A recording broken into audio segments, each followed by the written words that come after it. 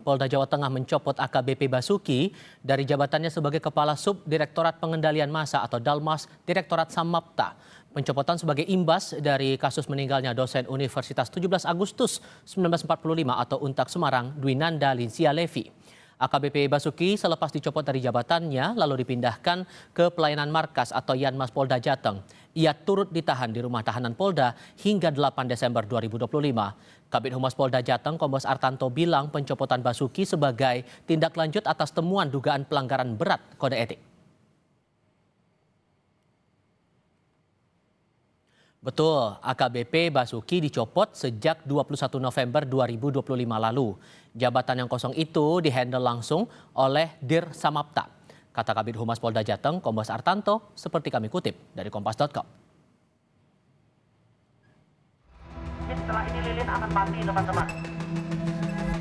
Keluarga dosen Universitas 17 Agustus 1945 atau Untak Semarang mendesak polisi mengumumkan hasil penyelidikan, termasuk kejelasan ada tidaknya tindak pidana terkait kematian dosen Dwinanda Lincia Levi. Edi Pranoto dari tim advokasi Untak Semarang menyebut ada banyak potongan peristiwa yang belum bisa dijelaskan polisi. Salah satunya terkait rentang waktu 9 jam terkait informasi meninggalnya Levi yang baru diterima pihak kampus sekitar pukul 14.30 siang. Padahal korban ditemukan tak bernyawa sekitar pukul 5.30 pagi. Selain itu, hasil visum luar maupun dalam belum cukup menjelaskan penyebab kematian Levi. Gak ada potongan-potongan peristiwa yang belum ada penjelasan. Misalnya yang paling mudah untuk dipahami dan harus dipertanyakan adalah yang kami pertanyakan adalah rentang waktu dari AKBP B yang kemudian kena patsus itu dari jam 05.30 sampai dengan kemudian Inafis datang, kemudian kami justru mendapat informasi dari pihak lain, bukan dari pihak yang berwenang. Ini bagian-bagian yang kemudian kami ditugaskan untuk itu, Mas. Komisioner Kompolnas Yusuf Warsi mendorong polisi bisa lebih cepat mengungkap kasus ini seperti yang diharapkan keluarga korban dan pihak Untak. Namun jangan sampai menutup fakta-fakta yang belum tergali untuk mengungkap ada tidaknya unsur pidana dalam kasus tersebut.